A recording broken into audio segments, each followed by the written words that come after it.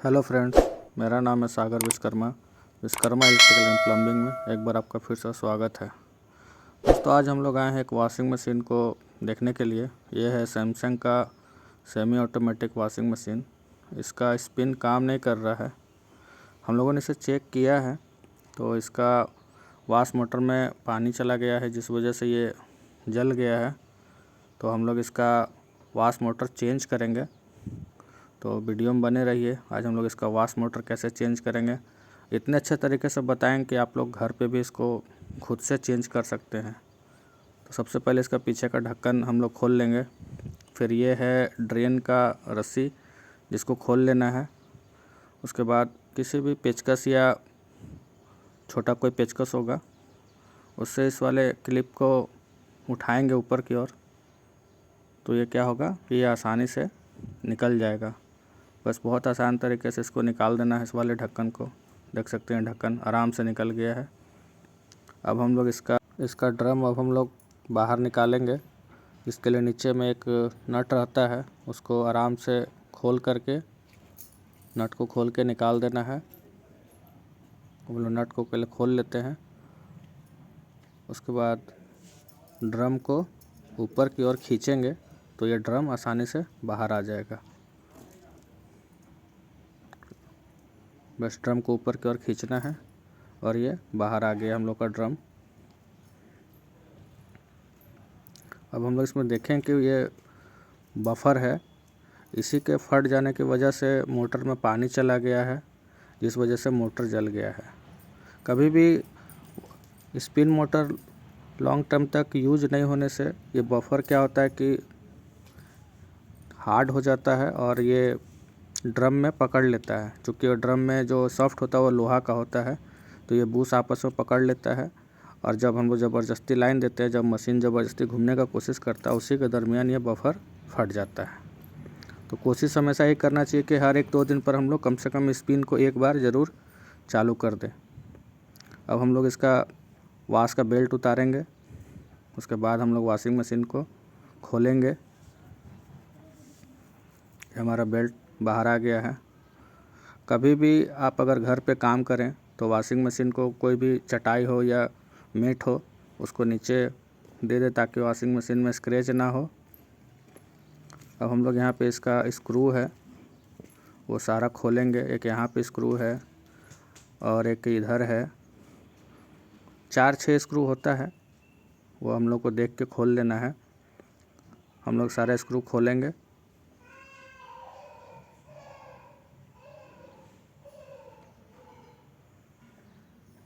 आराम से सारे स्क्रू को अब हम लोग खोल लेते हैं।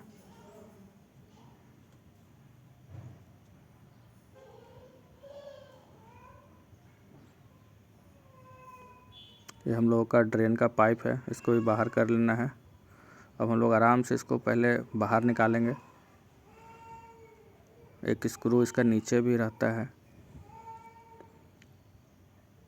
इसको सावधानी से बाहर की ओर निकाल लेना है।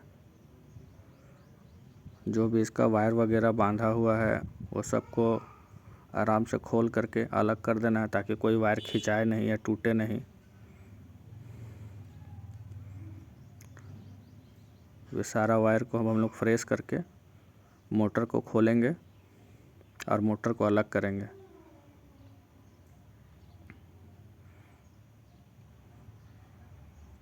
सबसे पहले हम लोग वायर को कटिंग करेंगे। इसमें ब्लू, वाइट और 3 कलर का वायर होता है। ब्लू, वाइट और रेड, तीनों को हम लोग कट करके निकाल देंगे।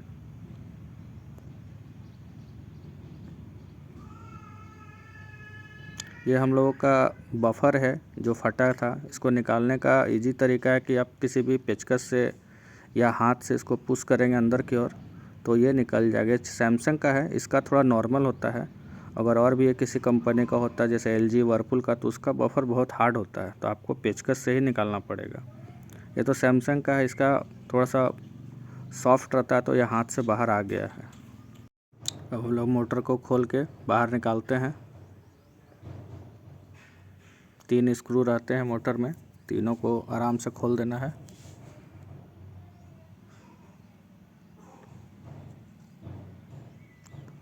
3 स्क्रू खोलने के बाद मोटर आराम से बाहर आ जाएगा पूरा।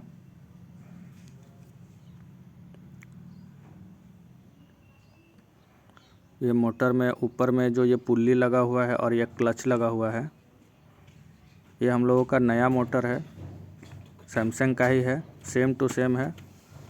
इसका जो पुल्ली और क्लच के बारे में बात कर रहा था वो इसमें पुराना ही डलेगा, क्योंकि वो अभी ख़राब नहीं हुआ है। इसमें भी सेम कलर के वायर हैं। अब हम लोग इसका क्लच और पुल्ली इसको खोल के अब हम लोग इसमें सेट करेंगे। तो पुल्ली को खोलते हैं। पहले इसमें एक नट है जिसको खोल के अलग कर लेना है। उसके बाद इसको किसी चीज़ से ऊपर से इसको ठोकेंगे तो ये आसानी से बाहर आ जाएगा। देखिए एकदम आराम से बाहर आ गया। उसके बाद नीचे एक इसका सॉकेट टाइप का रहता है, उसको भी निकाल लेना है। अब हम लोग क्लच प्लेट को खोलेंगे। इसमें भी 3 स्क्रू रहता है।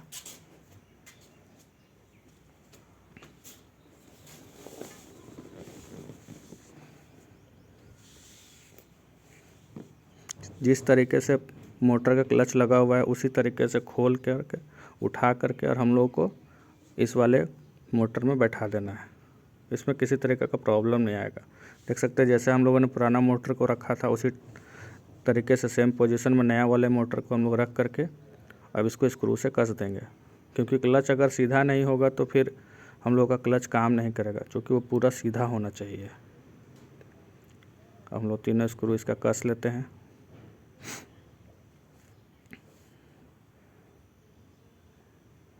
ये हम लोग का क्लच प्लेट तीनों कंप्लीट हो गया।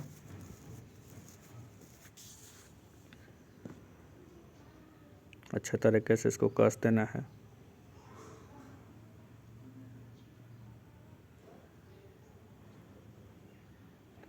अब ये इसका लॉक है, जो ऐसे इसका पुल्ली ढीला रहता है, ये वाला लॉक डालने से उसमें टाइट हो जाता है। तो ये काफ़ी हार्ड हो जाता है, इसलिए इसको धीरे धीरे ठोक करके इस पुल्ली में बैठा देना है। या तो आप सॉफ्ट में भी इसको पहले बैठा सकते हैं, लेकिन ज़्यादा सेफ्टी रहता है कि पहले पुल्ली में ही बैठा दिया जाए।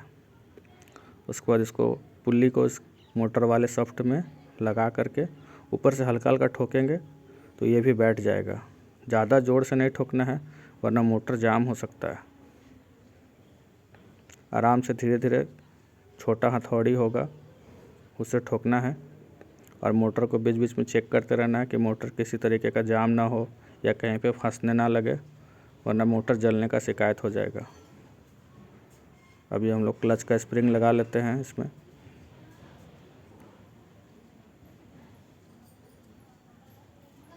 और चेक कर लेना है कि हम लोग का क्लच काम कर रहा है कि नहीं कर रहा है। हम लोग का मोटर ठीक है, क्लच भी अच्छे तरीके से काम कर रहा है। अब हम लोग इसको इसमें सेट करेंगे।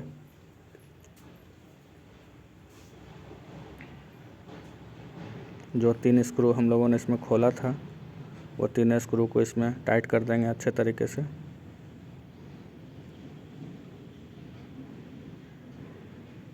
इस वीडियो को देख करके अगर आप लोग चाहें तो घर पे मोटर को चेंज कर सकते हैं थोड़ा सेफ्टी से।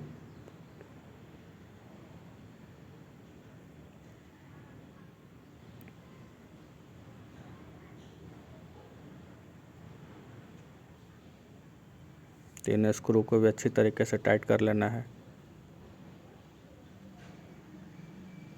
ये हम लोगों का सैमसंग कंपनी का बफर है जो हम लोगों का फट गया था। अब हम लोग इसको नया उसमें चेंज करेंगे। ये देख सकते हैं रबड़ है। ये कंपनी से जब आता है तो इसमें उल्टा किया हुआ रहता है, तो इसको हम लोगों को निकाल लेना है। और निकालने के बाद पहले जहाँ पे हम लोग को बफर लगाना है वहाँ पे जो भी पहले का सॉल्वेंट लगा हुआ रहता है उसको चाकू से या हेक्सो ब्लेड से उसको क्लीन कर लेना, ताकि बफर हमारा अच्छे से उसमें बैठ पाए, वरना बैठेगा नहीं बफर। ये फेवी बॉन्ड है, इसी से हम लोगों को बफर को चिपकाते हैं और इसी से साटना चाहिए। इसका पकड़ बहुत अच्छा है, पानी का लीकेज नहीं होने देता है। फेवी बॉन्ड ही ज़्यादातर यूज़ करना चाहिए। और हम लोग इसको पहले मशीन को खड़ा करेंगे। जिस तरीके से मशीन का पोजीशन रहता है उस हिसाब से मशीन को खड़ा कर देना है और अच्छे तरीके से लॉक में बैठा लेना है, ताकि बफर को हम लोग ऊपर से जब दबाव देंगे तो वो लॉक हो जाए। ये हम लोगों का पुराना वाला बफर है जो पूरा ख़त्म हो चुका है।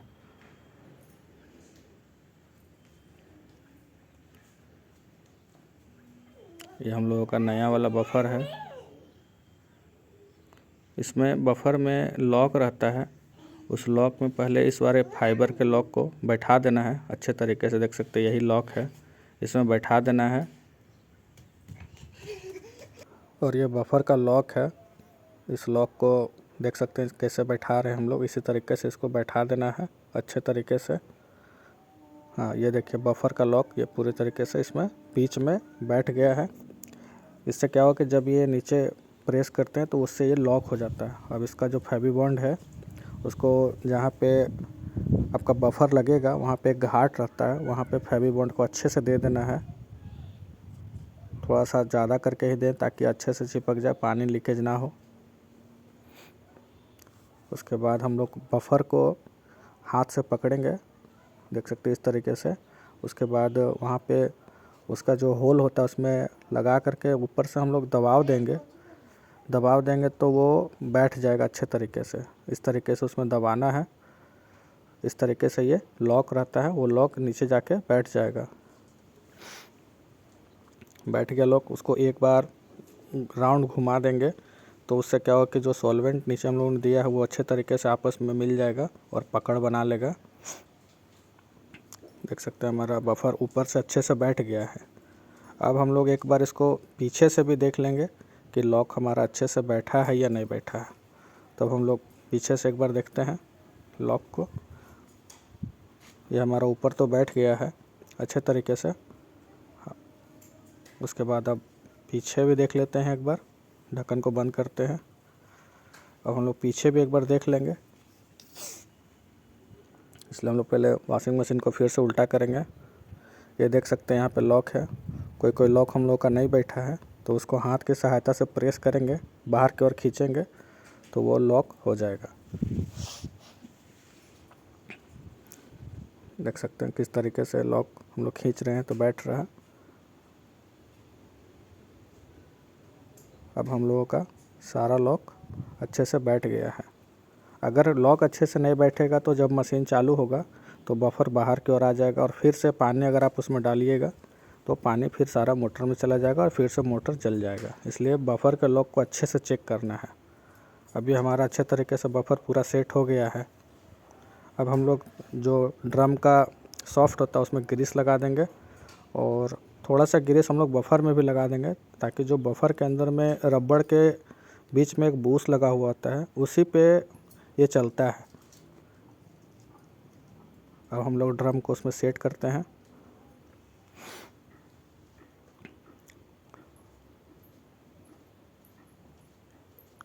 ड्रम को हम लोग ऊपर से बफर का जो बीच में बूस होता है ऊपर लगा कर हम लोग ज़्यादा प्रेस जोर से नहीं करना है वरना रबड़ फट सकता है, इसलिए बीच में बूस पे ही रख करके ये थोड़ा सा मुश्किल काम है, इसलिए थोड़ा सावधानी से करना है। देख सकते हैं रबड़ के बीच में जो बूस होता है जब वो उसमें आ जाएगा तो मोटर का जो पुल्ली होता है वो उसमें आ जाएगा। देख सकते हैं हमारा नीचे मोटर के पुल्ली में आ गया है। उसके बाद हम लोग उसका नट कसेंगे। हमेशा ध्यान रखें कि शाफ्ट में एक घाट बना हुआ होता है, वो घाट हमारे मोटर का जो नट का होल है उसके सामने होना चाहिए ताकि वो नट से पकड़ बनाता है। इसीलिए हम लोग हमेशा नट को और शाफ्ट में जो घाट बना हुआ उसको आमने सामने रखेंगे। अब हम लोग अच्छे तरीके से उसको टाइट कर दिया है। एक बार नीचे वाला भी चेक कर लेते हैं क्योंकि ये फाइनल है। नीचे वाला भी नट हम लोग टाइट कर देते हैं। अभी हम लोगों का टाइट हो गया है। और अब हम लोग उसको घुमा के चेक कर लेते हैं, क्लच वायर को खींच करके हमारा मोटर सही है या नहीं है। अब हम लोग क्लच का जो वायर होता है हम लोग उसमें क्लच को ढक्कन को उठा करके और क्लच वायर में उसको सेट कर देना है। क्लच इस हिसाब से सेट होना चाहिए कि ढक्कन उठने के बाद नीचे का जो क्लच है वो जाम हो जाए और जब हम लोग ढक्कन को बंद करें तो क्लच खिंचाने के बाद मोटर फ्री होना चाहिए, तो उसके लिए थोड़ा सा एडजस्टिंग करना पड़ता है। अब देख सकते हैं हमारा ढक्कन बंद है तो मोटर फ्री है। जब हम लोग ढक्कन उठाएंगे तो ये क्लच मोटर को पकड़ लेगा। देख सकते हैं ये हमारा फिटिंग कंप्लीट हो गया है।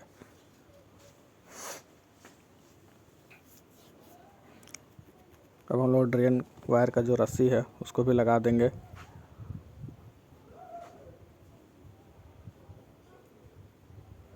और जो वाश का बेल्ट हम लोगों ने उतारा था उसको भी लगा देना है।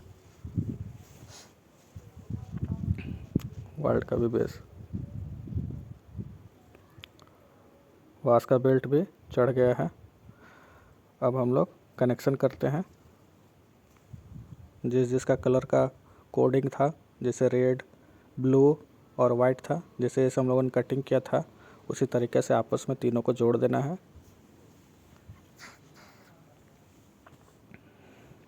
और जोड़ के अच्छे से टेप कर देना है उसमें, ताकि करंट ना आए।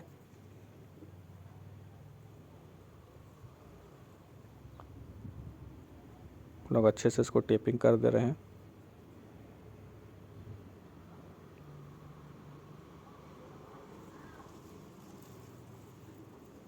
उसके बाद जो इसका प्लास्टिक का सेफ्टी कवर है, जिसमें जितने भी जॉइंट होते हैं उसको एक जगह पे करके इस प्लास्टिक में डाल करके और एक जगह पे बांधा हुआ रहता है, वहीं पे इसको बांध देना है। इससे क्या होता है कि कभी पानी वगैरह अगर पीछे से चला भी जाए तो करंट आने का डर नहीं रहता है। अब हम लोग इसका नट कस लेते हैं, बॉडी का जो था।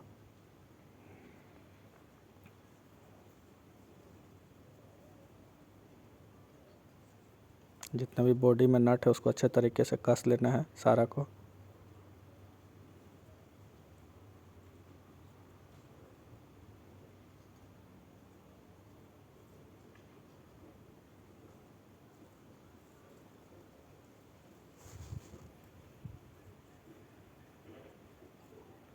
लगभग ऊपर में 6 नट होता है और नीचे में 1 नट होता है।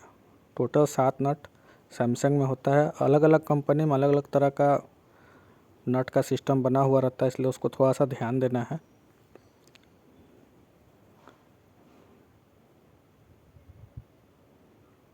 एक नट का थ्रेड पूरा ख़त्म हो गया था तो उसको हम लोगों ने रेंच से टाइट कर दिया है। अब पीछे का ढक्कन को हम लोग लगा देते हैं। ढक्कन भी इसका बहुत आराम से लग जाता है। नीचे लॉक बैठा के ऊपर से क्लिप में फंसा देना है। ये देखिए ढक्कन लग गया। अब ये जो ऊपर का ढक्कन है इसका पीछे भी लॉक रहता है, उसमें अंदर से लॉक लगा करके और ऊपर से हल्का सा ठोकेंगे हाथ से तो ये बैठ जाएगा आराम से। पहले लॉक में फंसा लेना है तब ठोकना है। पीछे का ड्रेन पाइप भी हम लोग सेट कर देते हैं। फाइनली अब हमारा वॉशिंग मशीन कंप्लीट हो गया है। अब हम लोग इसको चला के चेक करेंगे। ये तो वाश वाला तो पहले से ही सही था। अब हम लोगों का स्पिन वाला चालू करते हैं। देख सकते हैं हमारा मशीन चालू हो गया है, अच्छे तरीके से वर्क कर रहा है। ढक्कन खोल के हम लोग दिखाते हैं। देखिए ये क्लच पकड़ा और मशीन रुक गया। यही क्लच का काम होता है कि जैसे ढक्कन खुलेगा तो क्लच मशीन को जल्दी से रोक देता है, ड्रम को।